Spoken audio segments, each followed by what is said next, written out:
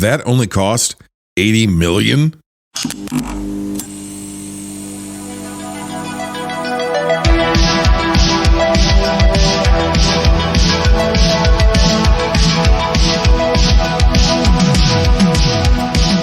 My name is Jason. I am the manager of the very last video store in the universe, and the only thing that stands between you and utter cosmic chaos is Binge Movies. I just went to the movie theater. I have a reaction to a movie I just saw, which is 2023's The Creator. This is my reaction. You could say it's instantaneous, but if you're on Patreon, you'd be getting it even more instantaneously and extended. Spoilers, galaxy brain thoughts, paranoid conspiracies, all that kind of jazz. If you like that stuff, go to patreon.com/binge movies. If not, you're going to get this standard episode, but that's fine too. Appreciate the support. Let's get into it. On September 29th, 2023, 20th Century Studios, now under the umbrella of the Walt Disney Corporation, released a film, the most recent film by Gareth Edwards. Gareth Edwards was the writer and director of 2010's Monsters, the director of 2014's Godzilla, the director of 2016's Rogue One, a Star Wars story, and was the writer, director, and producer of 2023, The Creator, which is the film I'm talking about today. Obviously, if you've never listened to an instant reaction before, I go to the theater, I come out, I tell you my thoughts. That's it. This isn't a detailed analysis, although I might get into some of that stuff for patrons over on patreon.com. But I already told you all that stuff up front, so let's just get into it. Everybody's going to lead off with the thing that I led off with, which is how in the world, when we have budgets of $1 billion or $500 million, did Gareth Edwards go away, seemingly without anybody noticing, create an original film written and directed by himself, so it's an auteur's movie, although there is a co-credited screenwriter in the film, and do it for under $100 million. And how does that movie look like this does, where the vast majority of special effects are entirely convincing, where there is a great deal of real-world physical locations, there is a great deal of real-world production design, which is augmented by CGI for sure. But there's a lot of practicality here. And at the same time, there's a lot of CGI here. How did he do that? Is it the fact that, we could argue there aren't really movie stars in it, although I would argue that John David Washington and Gemma Chan are at least somewhere in the ballpark of, obviously they're not commanding the largest salaries, but you would think that they're getting some kind of money. Ken Watanabe's in this, Allison Janney's in this. So is that what it is, that he focused on getting good actors, not necessarily the people who are going to, open the box office? Hate to say it. Is that where he saved the money? I don't know. I don't have any idea. But on nothing else but economics, based on the aesthetic, the style, the look of this movie, there is no excuse for high concept, action oriented science fiction movies, or superheroes for that matter, which are the bastard cousin of something like this, to not be made for less than $100 million. You cannot tell me that this cannot be done anymore, because this guy just did it. So the middle ground between these micro-budget indie horror movies, which keep being very successful, whether they're good or not, and these spectacular blockbusters, which cost the GDP of a small nation to produce and have to clear $1 billion and still look like shit. The middle ground is 2023's The Creator. This is it. So there are no more excuses. Now, not everybody is the director that Gareth Edwards is, but still, right? I didn't really care for Rogue One, but I love the way that it looked. And I would say if you like the way that Rogue One looks, this is aesthetically very similar. When we talk about aesthetics, well, let me reverse that. Scratch that, reverse it. When you talk about science fiction, you almost always have to lead with aesthetics. Aesthetics are theme.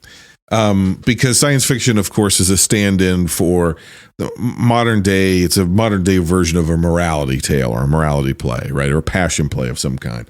It's oftentimes used to be able to convey some sort of lesson to the audience. We will get into that. But the other thing is, as the world has been imagined by production designers and futurists and science fiction authors for the better part of 2 centuries now, there's a great deal of the world, in the last 100 years for that matter, there's a great deal of the future and what the world's going to be like, and robots and cyborgs and AI and war and technology and the environment and culture that stuff has been visualized, built, shot 1,000,000 times. Okay. Blade Runner, seemingly for about 40 years, damn near bled the future dry of its aesthetic. I would say the same goes for Star Wars, even though that's taking place in the past, obviously. 2001: A Space Odyssey.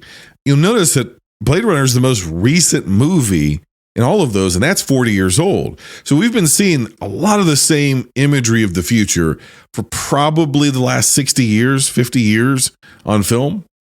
In a certain sense, this is in that line. It's obviously heavily influenced by what I would have to imagine, things like Akira. That's the other one. So that's what, late 80s. So yeah, still 40 years at this point. Ooh, that's scary. But the point is, this has the feel of like manga. This has the feel of, or manga. This has the feel of anime to it. You very easily could have made this movie as an anime, or you could very easily have convinced me that this was an anime from the 1990s. And I mean that not because it looks cartoony, but just because of its sensibilities, the way that it tells its story. It is at once very grounded, while at the same time being very poetic, romantic, maybe even slightly spiritual. And that isn't just because most of this movie happens within the East, at least as East as far as the orientation is myself in the United States of America. But it's just it's definitely borrowing from all of that while doing its own thing. I would say there are certain scenes of this, whether you want to call it Macross or Gundam or whatever, it's like, this guy could do a Gundam movie, apparently for $80 million. Like, this guy could do it. Like, this guy, I don't know if he could do Voltron. I'm still waiting for that movie. But he could do Gundam. Like that. This movie feels like parts of it. What it actually reminded me of. There was this old arcade game that eventually got ported to PlayStation called Raiden. And it was set in the future, and you were in this futuristic stealth jet, like a fighter. And it's basically a run and gun kind of shooter. It's a shoot 'em up. But it's an aerial shoot 'em up. And so, like any of those movies, you collect power-ups, and the power-ups stack on top of each other. And eventually you can build missiles and lasers and all kind of stuff that just covers the entire screen and wipes out everything in front of you. And it's meant to eat quarters, because the whole ground will open up underneath you. You're flying, it's a bird's eye view. The whole ground will open up underneath you, and a giant robotic tank will come out. Okay. And it'll be shooting missiles and whatever. And then a giant helicarrier will come out, and it'll be shooting laser beams and whatever. And at some point, like a little Japanese fairy will appear and give you an extra life if you collect an X amount of points, and you have 2 or 3 bombs that you can clear the screen with. I love those games. I love those sort of shooters. Like, our type's a shooter kind of like that, but that's like a side-scrolling shooter. This is a bird's eye shooter because it's old school arcade. Here's the point of that whole ramble. There's technology, there are armaments in this movie that look straight out of an 80s arcade game, like Raiden. Or the Raiden Project is what the PlayStation game was called. It was one of the big box titles, if you're that old. It was like, you could make this a Raiden movie. Like, or anything like that. This is so familiar, and at the same time, so lived in, at the same time, so unique. And so to me, like, I have rules about science fiction movies. And that is, if it doesn't visually pass the test, the rest of it doesn't matter, right? If the armor and the weapons and the stuff, you'll hear me say this in the upcoming season of Binge Movies, doesn't pass the test, then the movie doesn't pass the test. Like, Star Wars passes because stormtroopers look kind of cool, kind of goofy, but kind of cool. It's also why I don't think Spaceballs isn't very funny, because it's making fun of a lot of things. It's like making fun of Darth Vader's helmet. Darth Vader is one of the coolest looking fucking creations ever. I'm not even the world's biggest Star Wars fan. I mean, he's Darth Vader, so it's like he's a giant space robot samurai. How do you get cooler than that? I don't know. So you have to pass a basic aesthetics test, I guess is what I'm saying, for science fiction. And this movie passes that with flying colors. All the more remarkable because it's got the low budget of only $80 million. Only in Hollywood is $80 million not life-changing money. That's number one. Number two, science fiction is a great Trojan horse for themes. Much like the aesthetics of the movie, it is both simultaneously familiar and unfamiliar at the same time. They're telling a very specific story. And I found myself, if I'm going to be honest with you, kind of waiting for the movie to get started. In a sense, like I was waiting for a twist. I was waiting for some fresh vision of the world of science fiction. I was waiting for Gareth Edwards in this film to... I don't know if it was like, I was expecting 2001, but there was a part of me that was like, give me something in the narrative that I'm not entirely expecting. And we eventually get there. But the movie had to kind of play itself out. And I had to adjust myself and go, this is not so much a movie about the twists and turns of its story as it is a movie about its characters and the humanity of those characters and the wrestling with what is it that makes us human. And so in that way, it feels almost like a more successful Christopher Nolan movie, you know, like where Christopher Nolan is often reaching for those themes, but there's something, no pun intended, sort of cybernetic about the way that he approaches human emotion that it doesn't always land. And I would put this in closer to the ilk of like an Inception, maybe even slightly better at getting itself across. That leads me to a negative, though. Because if it's not going to be about narrative twists and turns, if it's not going to be about grandiose science fiction plot machinations, like Soylent Green or something like that, if it's not going to have some captivating twist, and it's going to be about human beings, then what you do with those characters is exceptionally important. And I think when it comes to the creator, it feels like a trilogy of movies cut down into like 2.5 hours. If they told me there was a 6-hour cut of this movie or a 4-hour cut of this movie or a 3.5-hour cut of this movie, I would completely believe you. We have nonlinear storytelling, which bridges most of those gaps. There's flashbacks kind of right where they need to be. What is left for us oftentimes, though, is there's a time jump in the film. A couple of time jumps, actually.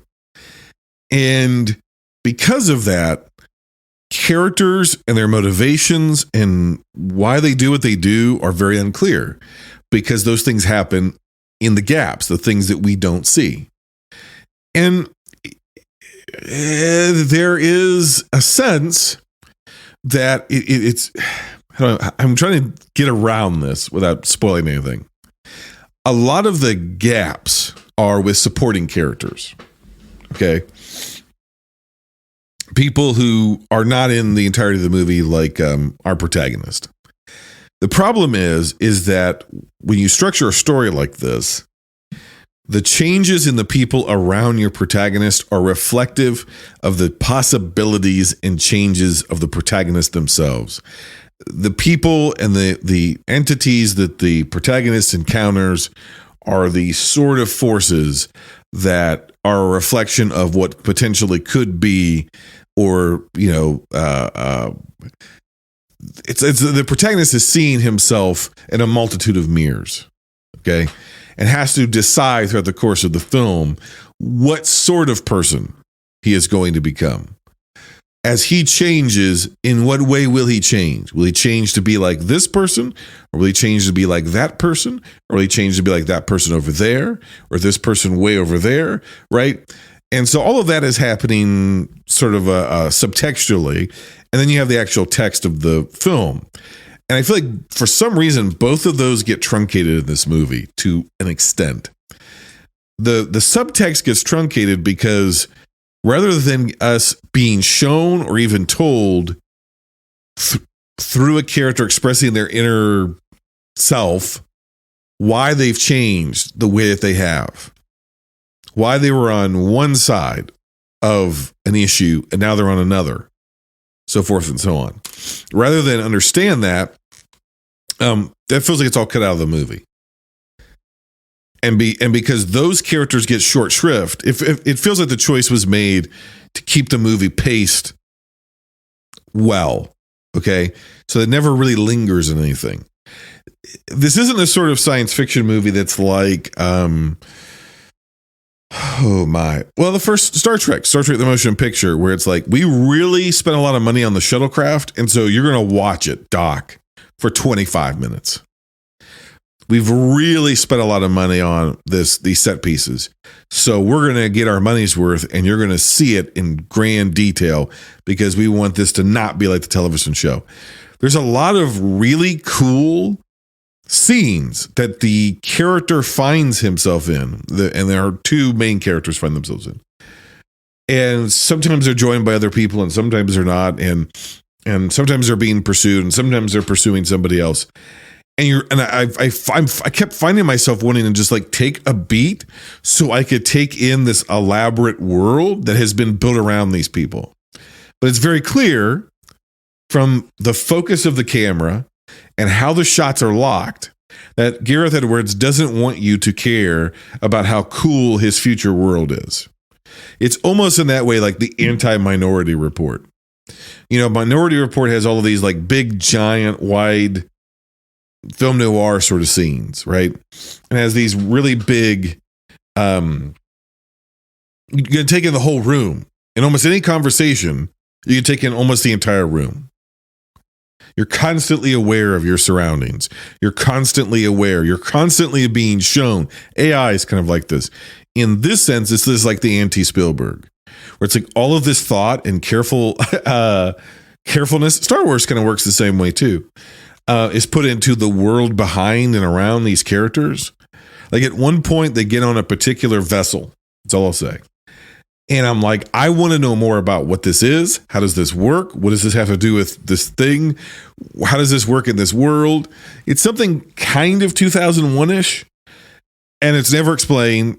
We never stop. It never belabors the point.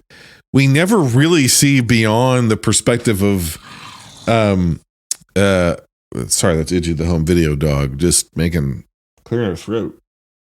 Oh, she's on her back. We never really get beyond the span of a couple characters. There's all of this. Okay, if I were to write a scene, this would be a long one, folks.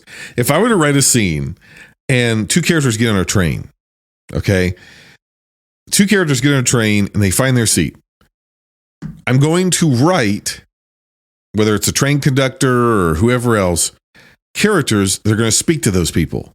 There's going to be interactions with other people on the train because that's going to give the audience a sense of place and setting and tone and what's the vibe on this train.